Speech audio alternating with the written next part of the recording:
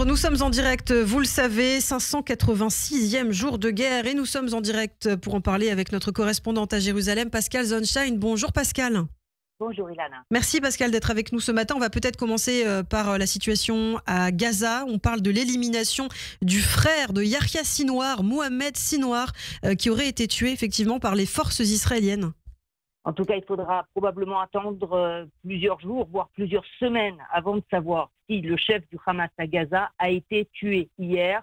En fin d'après-midi, l'aviation de Tsahal a largué 9 bombes perceuses de bunker contre un poste de commandement du Hamas installé sous l'hôpital européen à Khan Younes, dans le sud de la bande de Gaza. L'opération a été effectuée conjointement par Tsahal et le Shin Bet.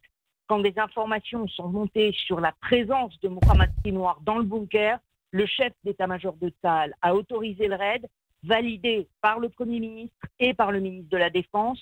Selon un bilan local, le raid israélien a fait 28 tués et 70 blessés.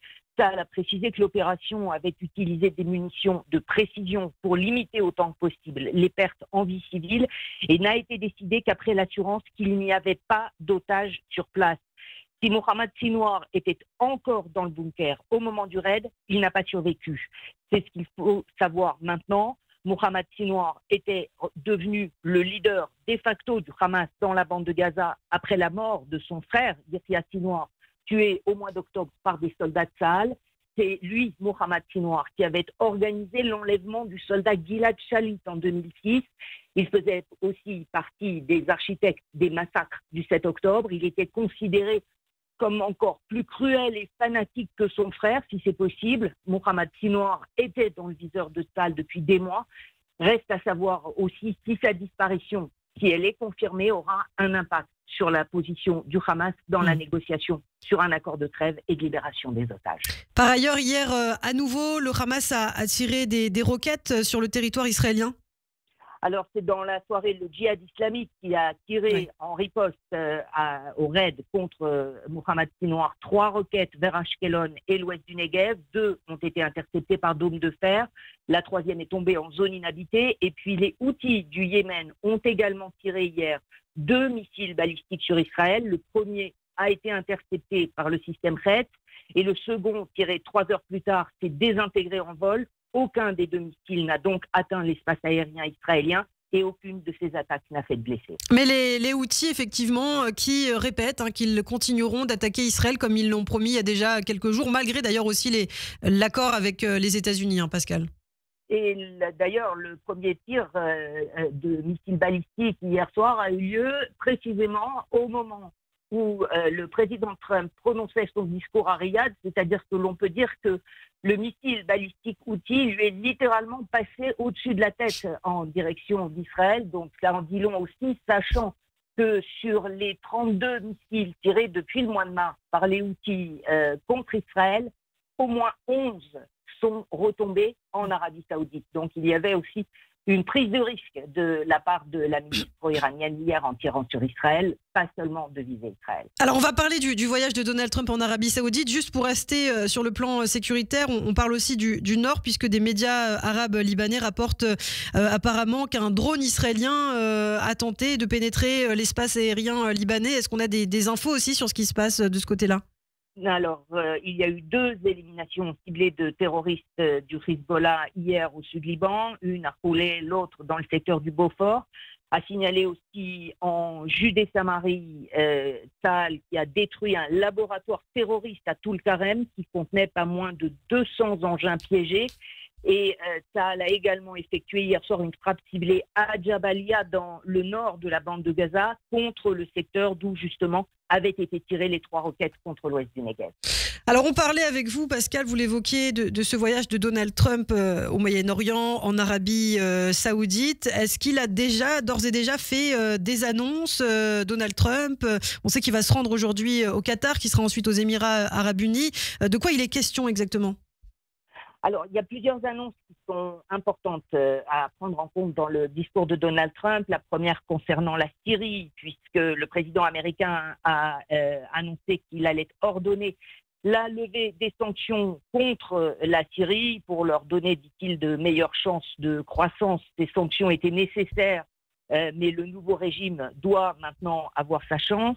Et d'ailleurs, Donald Trump doit rencontrer aujourd'hui Ahmed Ashar, nouveau leader syrien, à Riyad avant de partir pour Doha, pour le Qatar.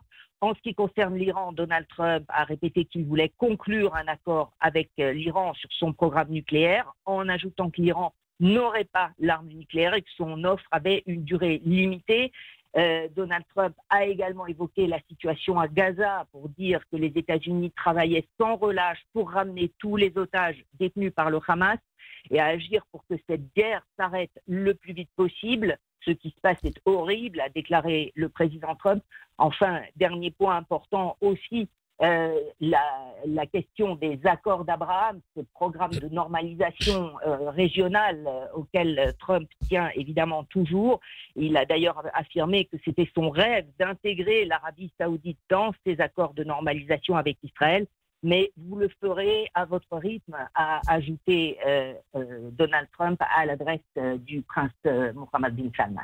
Pour rester sur la scène diplomatique, on en parlait dans le journal avec Eva, ces déclarations d'Emmanuel Macron sur Gaza. Également le président français qui a déclaré que Benyamin Netanyahou devrait avoir honte, en tout cas que c'était honteux ce qu'il faisait dans la bande de Gaza. Est-ce qu'on a eu une réaction du côté d'Israël ? Non, pas de réaction pour l'instant. Ces déclarations ont évidemment été rapportées par les médias israéliens ce matin.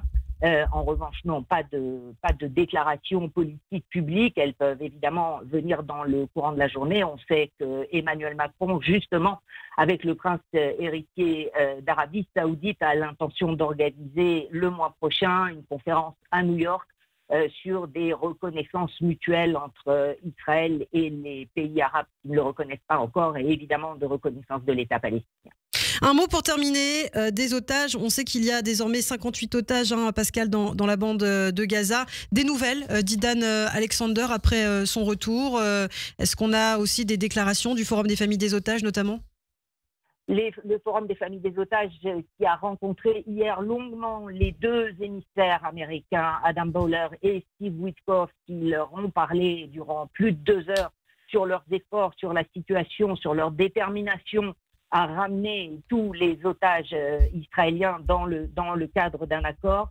La mère de Idan Alexander qui a aussi parlé des conditions épouvantables de détention de son fils et qui a appelé le Premier ministre israélien, dit-elle, à écouter le peuple et à placer le retour des otages avant tout le reste.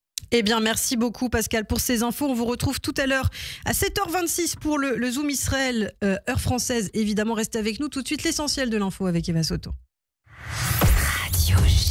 Le